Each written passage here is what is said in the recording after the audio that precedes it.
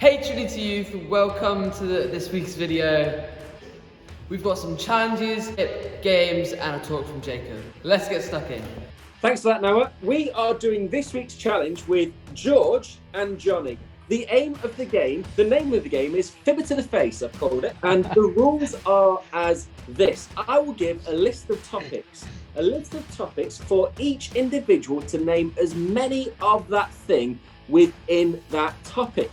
For example, George, if I came to you and I said, how many things can you list off that you would buy or find in B&Q in 15 seconds? Knowing George, he'd probably say something like 40, 50, maybe 60 in 15 seconds. He's a regular. Johnny then, I would then go to Johnny and he could either call George a fibber to his face, or he could say, I could list off 46. I could list more. Johnny would have to list more of them off, or George would have to list his number. Do I make myself clear, gentlemen? We're going to start with you, George. We're going to come to you first. And you have 15 seconds. How many things do you think you can name that you would find on a beach? 12. 12. Johnny? Oh my gosh. Oh, that's in 15 seconds. Well, I'll say 13. Oh. I'm gonna go 15. Oh! That's 1 per second. All right. I'm going to call you a fibber to your face. So I'm going to call you Mephibosheth, who's a man in the Bible. You're a fibber. You've got 15 seconds to name 15 things that you'd find on a beach. 3, 2, 1, go. Donkeys, swim shorts, windbreaker, umbrella, ice cream, sunglasses, banana boat, jet ski, rowboat, spade, bucket, bikini. How many was that, George? I didn't make count. Anyone get that? It was close, surely not. It was 12. It was 12, Oh, folks. it was 12. Johnny, that is 1 point to you. Can I just say, the only way I'm going to win this is by him not getting it. I don't think I'd have got more than 5 of that. Donkey? Who starts with donkey? This is what happens when you have holidays in Blackpool, isn't it? Growing up. Donkey! I'm a little bit concerned about why you're finding a stray bikini on the beach as well. Yeah, all right. Johnny, over to you.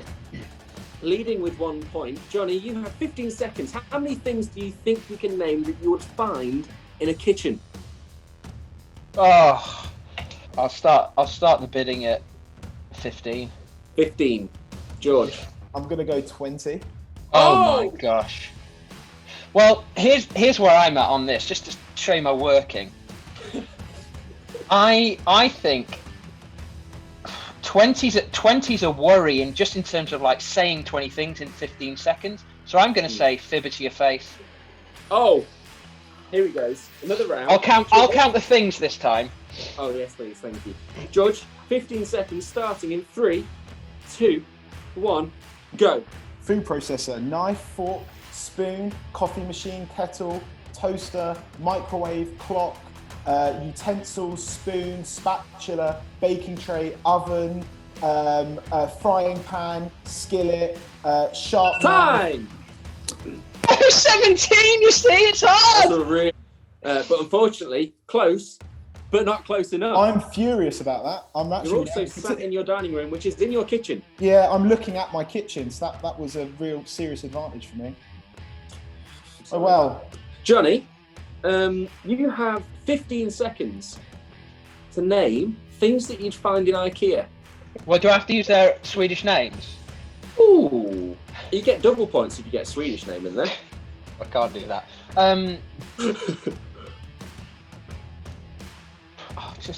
I know that under the pressure my mind's going to go blank, so I'm going to say 8. Oh, George, what's your comeback? 10. Johnny? 11. Oh. Fibber. Oh, he's called it. Oh no. You have been called a fibber to your face. You've got 15 seconds to name 11 things that you'd find in IKEA. Starting in 3, 2, 1, go. Mug, picture frame, candle, candle holder, bed, sofa, chair, seat, rug, picture. Oh my gosh, I've got Table, chairs. Time! Panicked. I lost it. You what? I You must got have- it? Did I get it? You said 11, didn't you? Did Well, you say table twice? I don't think I said table twice with the recording, but I think I said chair at least 7 times. I think you should take that point, George. You should take that point. Okay, 2-1. I don't want your charity points. 2-1. Didn't So get that. George, Yeah. going to reward you the point for that. Oh, thank you very much. We're sitting Doesn't at feel 2-1. like a big win, Jacob, I'll be honest, but thank you. No. Well, we'll see how we get on with this next one, because George, we're coming to you. Different things that you'd find at a birthday party. 10. Okay, Johnny. 11. Oh, any comeback, George? 12. Oh, 13. Fibber. Oh! It's going to be 2-all. We know this, don't we? I'm so Fibber to excited the for this one. face. Johnny. You count, George. I'm gonna go to my. Yeah, I'm gonna yeah, go to my. By the way, guys, what I'm doing now, I'm going to my mind palace. I'm there. 15 seconds. Is that Sherlock Start. 3, 2, 1, go. Cake, children, adults, bunting, candles. Oh my gosh, I've completely gone. Oh no. Come on. Music, microphone. Microphone? Misery, there's plenty of misery. Misery! George, over to you. We're 2-all. sitting at 2. This is the decider. I want you to list off, George, foods that you'd eat at Christmas. 13. Oh, I'm in trouble here, and that was a really good. But I think I've got this. I'm going to go 14. I'll go 15. Can I just say what I did then was a strategy, simply to what, because I know I can't do it. It was a strategy simply to get to up you a couple. So Fibber, if you win this, nobody yet has won on their serve. wow. Yeah, that's true, isn't it? If you win this, you'll take it 3-2, and I got to say you deserve it. Okay, right, let's do this. George, are you ready? Yep. Are your hands sweaty? Yeah, a little bit. Yeah. Mine are too for some reason.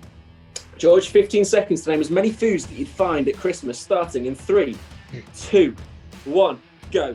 Smoked salmon, cheese, Stilton, brie, cheddar, biscuits, roast potatoes, carrots, parsnips, cabbage, turkey, beef Wellington, Christmas cake, mince pies, Christmas pudding, custard, cream, whiskey, brandy. Time.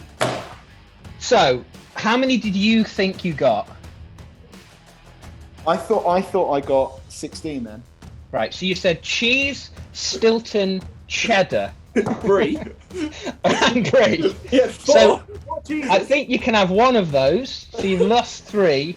And then, I mean, we start beef Wellington. Is that a Christmas Salmon. thing? Smoked salmon? Yeah, beef Is that actually a Wellington. thing? Smoked salmon's a Christmas thing. Is it? Of course it is. Well, look, Jacob, I it's don't up to you. want You. Yeah, you're in charge. It's true. Oh, don't do that to me. I'm torn here. Well, if you need me to do it again, I'll smash it this time. But I'll just, it's up to you. Null and void. One more round, I think. This is all off the top of my head. Okay. Johnny, over to you. Been to many car boot sales in your time, Johnny? I don't think I've ever been to a single car boot sale. Well, now's your chance. I want you to go to your mind palace. It's empty. I want you to I want you to visit a car boot sale. Oh, Okay. no. Oh, 15 yeah. seconds to name as many things that you'd find in a car boot sale. And I'll say 3. Oh, So I'm gonna up Johnny and go for 5. George, I think for the sake of the youth watching this, I'll say Fibber. Okay. okay, great. George. 15 seconds for things that you find in a car boot sale. Going 3 and 2, 1, go. A clothes rack, a Elvis Presley vinyl, a Casio 1970s keyboard, a fleece with some blood on it, and golf shoes. Fleece with some blood on it was my favourite. That A took worthy us, winner. I think, to 4-3 or 3-2. 3-2. That we went to. George, you are the winner of Johnny. this week's Trinity. Which side are you? Are you that side? Yeah, I think we've Johnny? shaken hands virtually. Oh, good. This week's winner of Trinity Youth's Challenge of the Week. Thank you for participating, gentlemen. It's been a real joy. Hopefully see you in future videos. Thanks for having us, Trinity Youth.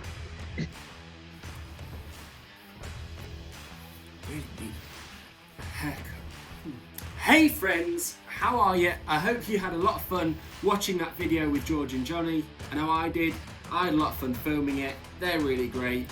It was really fun. I don't know what the most crazy invitation you've ever received is. I don't know if you've ever been invited somewhere or to a thing and you've not really wanted to go on it or go to it, but when you're there, you're like, oh, I'm so glad I came to it. I'm so glad I'm here. I'm so glad I'm doing this.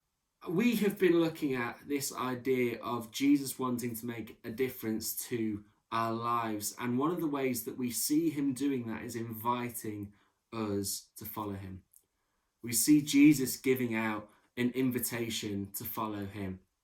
We've looked at this over the last few weeks with different people talking about Jesus wanting to make a difference in our lives. And a few weeks ago, my buddy Lawrence shared this idea that one of the ways that we engage with that, one of the ways that we press into that, is following Jesus.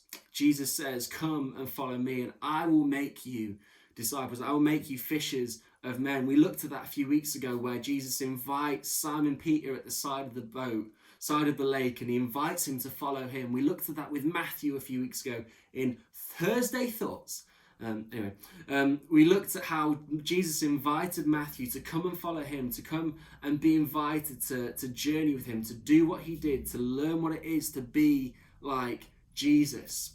And one of the most crazy invitations I see Jesus inviting someone with is the journey of Jesus walking on the water, and Jesus inviting Simon Peter to walk with him on the water. You can see this in Matthew 14 if you've got a Bible at home, or if not, you can Google it. Matthew 14, we see that Jesus is surrounded by a big crowd of people and he's near a lake, and he sends the crowd off and he says to his disciples, look, you guys go on to the other side, this lake called Gennesaret. I'll meet you there. I'll catch an Uber or not, or whatever the modern day or that day Uber was. I'll catch an Uber and I'll meet you there. And what Jesus does is he retreats and he spends some time in prayer. But what happens is that the disciples are on this boat and the boat is about to be swamped. They're terrified. It says that the boat was about to be buffeted. Don't know what that word is, but it's a cool word. That the boat was being buffeted by the winds and the waves, which means it's being thrown all up and down, tossed to and fro. But what happens is they were terrified and they see this figure in the distance and they're like, oh my word, it's a ghost. And this figure gets a little bit closer. And in verse 27, we read this. In fact, no, we'll read from verse 26. When the disciples saw him walking on the lake, they were terrified. It's a ghost, they said, and they cried out in fear. Jesus immediately said to them, take courage, it is I. Don't be afraid. And then Simon Peter opens his garment and he's like, Lord, if it's you, Peter replied, tell me to come onto the water. What type of request is that? And we see that Jesus invites him to walk on the water. You ready? Come, he said. Then Peter got down out of the boat, walked on the water towards Jesus. But when he saw the wind and the waves, he was afraid. And he began to sink and he said, Lord, save me. Immediately, Jesus grabbed him by the arm and he said, you of little faith. He said, why do you doubt? And then he gets back into the boat. Jesus is inviting Simon Peter to walk on the water. He's inviting him on this crazy adventure to do the things that sound radical, to do the things that sound absolutely ridiculous.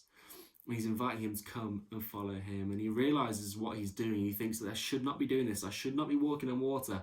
He focuses his attention on the wind and the waves around him and the situation around him. And he starts to sink and he starts to fall and he starts to stumble. But Jesus grabs him and he says, yeah, Don't worry. You of little faith, why do you doubt? Don't be afraid. We'll walk together. And Jesus today, he's inviting me and he's inviting you to walk in places, to walk in a way that may not seem normal. It may seem absolutely ridiculous, but he's inviting you. And the question is, how are you going to respond to that invitation? Are you going to respond of, maybe one day? Are you going to respond of, I can't be bothered right now? But actually, I don't want to be the person that's watching someone else walk on the water. I don't want to be the person that's watching someone do the things that I've been invited to do, right? You know, you don't want to spend your life looking and watching and wondering, what if I started following Jesus then? What if I started following Jesus in that way then? He's inviting you to follow him now. And friends, I made that decision when I was like 14. And honestly, it's been the best decision I've ever made, walking with Jesus, learning what it is to be his disciple, learning what it is to try my hardest to be like Jesus. And I wish I could say that there's never been a time where I've stumbled. I wish I could say there's never been a time where I've messed up. I wish I could say there's never been a time where I thought I can't be bothered to do this. That happens. It's life. It's normal. It's expected. But Jesus is always there to grab you by the hand and says, don't worry, it is I. He's always there to grab you by the hand and says, you have little faith. Why do you doubt? I'm still here. I've not gone anywhere. And today he's inviting you on this journey of following Jesus. It might sound crazy, but all you need to do is step out of the boat, take a step of faith and say, yes. Yes, I want to learn what it is to follow you, Jesus. I want to learn what it is to walk on water. I don't want to be watching somebody else walk in places where I've been invited to walk.